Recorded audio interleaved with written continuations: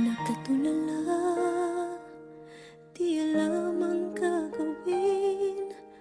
Di ko maintindihan kung tayo pa rin. Nalilito sa mga sinabi mo. Akala ko ako lang ang siyang mamahalin mo.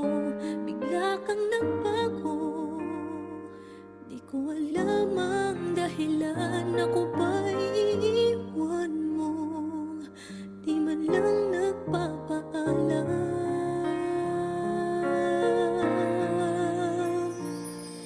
Bakit ba minamahal kita?